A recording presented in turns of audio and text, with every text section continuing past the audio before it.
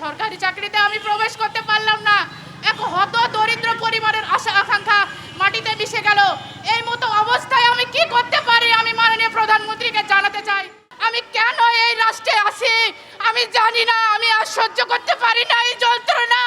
আমি ছিলাম 2011 সালের একটা এসএসসি পরীক্ষার্থী এবং সেটা ছিল একটা গ্রামের স্কুল, যে স্কুল থেকে আমার স্কুল টিচার বয়স দিয়েছে 3 মার্চ 1994 সাল। কিন্তু আমার শিক্ষা জীবন কোনো শিক্ষা জীবনে কোনো ফেল না করে আমি সকল পর্যায়ে উত্তীর্ণ করে আমার মাস্টার্স কমপ্লিট হয়েছে 22 ফেব্রুয়ারি 2022 সালে। কিন্তু সেখানে গিয়ে আমার চাকরির বয়স থাকে মাত্র 2 বছর 1 মাস। একটা শিক্ষার্থী কি করে 2 বছর 1 মাসে একটা চাকরির প্রিপারেশন নিতে পারে? আর চাকরি কিভাবে নিতে পারে? একটা দরিদ্র পরিবার কি করে এটা মেনে নিবে যে এই এতদিনের কষ্টে অর্জিত সার্টিফিকেট মাটিতে মিশে যাবে? আজকে আমার পরিবার, আমার প্রতিবেশী সবার আশা আকাঙ্ক্ষা ধুলোয় মিশে গিয়েছে।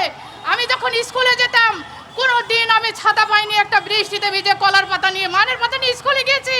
কোনো স্কুল ব্যাগ, কোনো টিফিন খাবার টাকা পাইনি। কিন্তু তারপরে কষ্ট করে আমি এই লেখাপড়া জীবনটা চালিয়ে গিয়েছি। কিন্তু আমি যখন ইউনিভার্সিটিতে পড়াশোনা করি আমি কোনো ক্যাম্পাস, কোনো হোটেল, কোনো কিছুতে থাকিনি। আমার বাবা সকাল 6টায় আমায় নিয়ে গিয়ে বাস স্ট্যান্ডে 16 কিলোমিটার দূরে সাইকেলে করে আমায় দিয়ে আসতে। আমি সেই সকালে খেয়ে বের হতাম, সেই বৈকাল 4টায় আমি বাড়ি ফিরতাম। আমি কোনো খাবার খেতাম না, কারণ আমার ভাড়া ছিল বাসের মাত্র 35 টাকা। যদি 5 টাকার একটা সিঙ্গারা খেতাম আমার সেই 5 টাকা কম পড়ে যেত। কিন্তু আমি এই জন্য খাইনি। আজ হত দরিদ্র পরিবার, কিন্তু আমি 2 বছর 1 মাসে আমি চাকরি বের করতে পারিনি। কারণ এখানে ছিল করোনার মহামারী এবং 24 সালের নির্বাচন। আমার সম্ভব হয়নি। আমি এখন কি জবাব দিব? যখন জুলাই বিপ্লব আসে, জুলাই বিপ্লবের পর 24শে নভেম্বর চাকরি যখন বয়স বৃদ্ধি করে 32, সেই সময় মুহূর্তে আমার বয়স হলে 30 বছর 9 মাস। কিন্তু এই সময় 24 সাল থেকে নভেম্বর মাস থেকে এবং 25শে জুন পর্যন্ত কোনো সার্কুলার পরীক্ষা ছিল না। আমি কোনো পরীক্ষায় বসতে পারিনি, অংশগ্রহণ করতে পারিনি। কিন্তু আবার যখন আবারও নির্বাচন চলে আসলো 26 সালের অক্টোবর মাসে, এটা 25 সাল অক্টোবর মাস থেকে নির্বাচনী পরিচালনা চলছিল, সেই সময় কোনো সার্কুলার, কোনো পরীক্ষা ছিল না। যখন পরীক্ষা হচ্ছিল বিভিন্ন ধরনের অনিয়ম, ডিভাইস পার্টি, প্রক্সি পার্টি, কিন্তু এগুলোর বিরুদ্ধে কোনো প্রতিবাদ করেনি।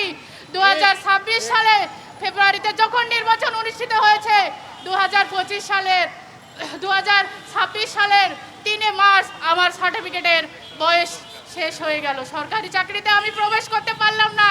এক হত দরিদ্র পরিবারের আশা আকাঙ্ক্ষা মাটিতে মিশে গেল।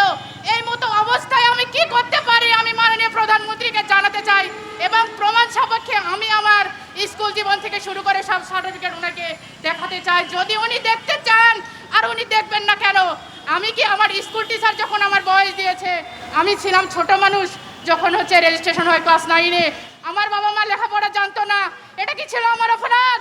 আমি কেন এই রাষ্ট্রে আছি আমি জানি না, আমি আর সহ্য করতে পারি না এই যন্ত্রণা।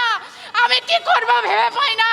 আমার কোনো উপায় নেই, মরা ছাড়া কোনো উপায় নেই। কারণ আমি আমার বাবা মার মুখের দিকে তাকাতে পারি না, আমি তাদের ফোন দিয়ে কথা বলতে পারি না। আমি কি করব আমি জানি না এটা। কিন্তু আমার এই কষ্ট সার্টিফিকেট যদি আমি মূল্য না পাই, আমি নিজের জীবন দিতেও দ্বিধা করব না। মাননীয় প্রধানমন্ত্রী, আপনাকে দৃষ্টি আকর্ষণ করছি, এই বৈষম্যগুলো দূর করে